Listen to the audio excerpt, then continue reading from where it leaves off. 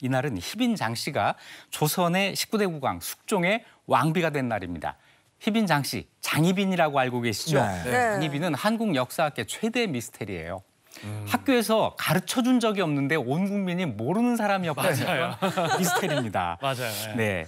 장희빈 하면 어떤 이미지가 떠오르세요? 일단 드라마를 우리가 많이 봐서 장희빈이 익숙한 것 같고요. 네네. 많은 그 주연급 여자 연기자들이 떠오르고 시대의 악녀, 또 미녀, 뭐 이런 미녀. 예. 네, 미녀라고 네. 생각할 수밖에 없는 게 그 사극에서 네. 장희빈 역을 맡았던 그 배우들이 굉장했습니다. 제가 기억하는 배우만 해도 뭐 김혜수 씨, 맞아요. 예. 김태희 씨 있었고 정선경 씨, 전인화 씨, 이미숙 씨. 당대의 탑스타들이에요. 그렇죠. 최고의 여배우들이 맡았었거든요. 아니 근데 진짜 궁금한 게 역은 역인데 실제로 정말 그분이 정말 이뻤는지가 궁금해요. 저는. 예. 저도요. 네, 당연히 아름다웠습니다. 오. 그런데 문제는 지금 눈으로 봐도 아름다울까? 이건 잘 모르겠습니다. 아, 자, 장희빈은 이름이 아니고요. 장은 성씨, 희빈은 후궁으로서 갖고 있는 관직이에요. 그러니까 장희빈은 장시성을 가진 희빈 이런 뜻이죠. 조선시대에는 국왕의 후궁들과 궁궐에서일하는 궁녀들이 모두 관직을 갖는데 이걸 내명부라고 하거든요. 우리가 알고 있는 상궁, 이것이 궁녀의 최고 관직, 정오품입니다. 정오품 내명부고 후궁들은 종 4품부터 정 1품까지 모두 8등급이 있는데 그중에 가장 높은 정 1품 후궁이 빈이에요. 이 빈에는 영빈, 공빈, 숙빈 그리고 희빈 이렇게 한 글자를 붙여주거든요. 네. 그래서 장시성을 가진 희빈 이렇게 이름이 그거구나. 만들어진 거죠. 그러면 장희빈의 본명은 뭘까요? 저 이거 알아요. 드라마에서 봤는데 네. 장옥정. 아 맞아. 그렇죠? 예. 맞죠? 장옥정. 네, 그런 드라마 제목도 있는데 네. 사실 근거가 없습니다. 아니에요. 이거 아니에요? 아쉽게도 조선시대 여성들은 이름이 다 있긴 한데 이것이 밝혀진 경우가 거의 없습니다. 그렇구나. 자, 이름 모르는 장희빈. 이 장희빈은 대대로 역관을 하던 집에서 태어나는데요. 역관이라고 하는 것은 통역관, 외국어를 잘하는 사람들이죠. 특히 조선 후기에 역관하면은 중국어를 잘해서 청나라와 무역을 하기도 하는데 그러면서 돈을 많이 번 사람들입니다. 신부는 중인이라서 양반처럼 그렇게 목에 힘주고 점잖게 살지 않아도 되는 실용적인 사람들이고 그러다 보니까 돈을 많이 벌죠. 네. 네. 생각도 전부 실용적으로 합니다. 이런 집안에서 딸이 태어나니까 10살쯤 되었을 때 궁궐로 들여보내요. 네, 그래서 궁녀를 만듭니다. 그렇게 이제 궁녀로 처음에 이제 들어와가지고 거기서 이제 숙종을 만나는 거잖아요. 네. 1680년에 20살이던 숙종이 2살 연상, 22살의 장희빈을 처음 보고 한눈에 반해요. 첫 번째 왕비를 천연두로 병으로 떠나보내야 했던 숙종에게 이 장희빈은 정말 운명적인 사랑이었습니다. 28살에 후궁이 됐고요. 그래서 종사품 수건이 됐고 30살에 왕자를 낳아요. 이때 숙종의 나이가 30살 가까이 됐었고 왕이 된 지 14년이 지났는데 왕자가 없었거든요. 이렇게 아주 걱정거리가 있었는데 이걸 해결을 해준 겁니다. 바로 다음에 2살밖에 되지 않은 이 아들을 세자로 책봉을 하고 장씨를 정일품 희빈으로 올립니다. 이러면서 장희빈의 세상이 활짝 열리게 된 거죠. 근데 장희빈이 아들을 낳았지만 숙종에게는 저 인경왕후가 죽은 후에 재혼한 아내가 또 있었던 거잖아요. 네, 첫 번째 왕비는 인경왕후였고 천연두로 세상을 떠나요. 네. 첫 번째 부인이 세상을 떠난 다음에 바로 재혼을 해서 인현왕후를 또 두 번째 왕비로 얻게 됩니다. 이럴 경우를 계비라고 하거든요. 네. 네네. 자, 인경왕후와 인현왕후 두 명의 왕비가 있었는데 이 두 왕비는 전부 당대 명문가의 딸이었어요.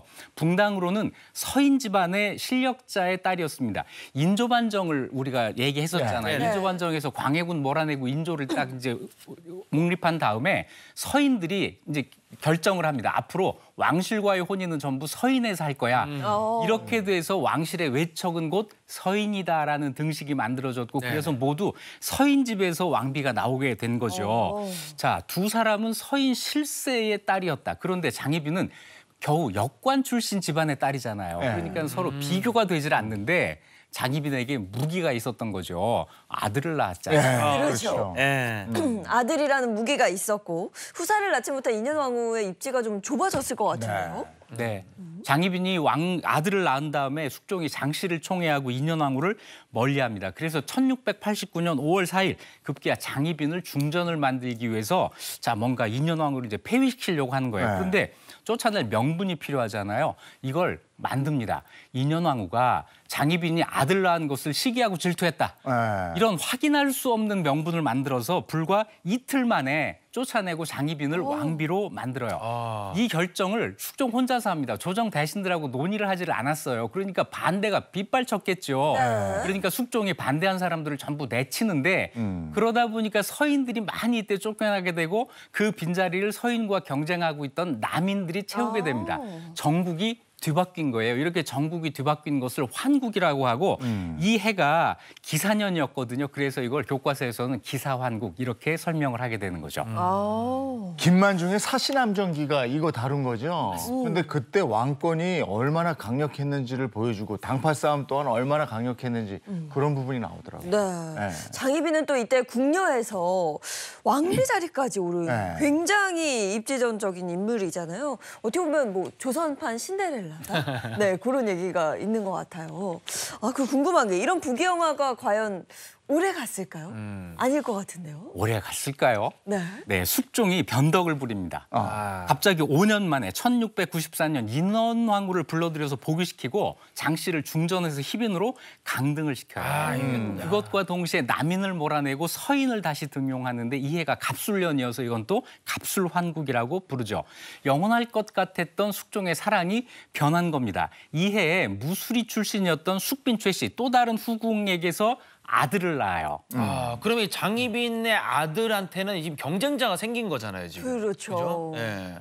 네, 불안불안하죠. 이렇게 네. 불안불안하던 중에 1701년에 인현왕후가 세상을 떠났는데 이때 장희빈이 궁궐안에 신당을 만들어 놓고 중전을 저주했다라는 사실이 밝혀집니다. 이 일로 숙종은 노발대발하고 결국 장희빈에게 사약을 내려요. 처음에는 사약을 그냥 먹어라, 자신에서 먹어라 그랬는데 거절하니까 억지로 사약을 먹여서 죽였다라는 이야기가 전합니다. 이때 장희빈 나이가 43살이었어요. 네, 그 끝은 이제 죄인으로 몰려서 죽음을 당하게 됐고 마지막에 그 사약을 막 먹이는 그 장면은 드라마에서도 맞아요. 네, 마지막 장면으로 굉장히 많이 봤었습니다. 콜라 김 빼놓고 했다 그러더라고요.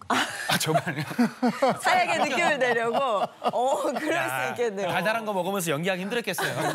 근데 궁금한 게 그럼 장희빈이 아들을 낳았었잖아요. 그 아들은 어떻게 됐어요? 네, 장희빈이 죽음을 당한 다음에 그 아들도 세자에서 폐해야 된다는 주장이 막 일어나는데 숙종이 차마 그렇게는 하지 못합니다. 그래서 숙종이 죽은 다음에 이 아들이 왕위에 올라요. 조선의 20대 국왕 경종입니다. 그런데 신하들이 경종의 말을 듣지를 않아요.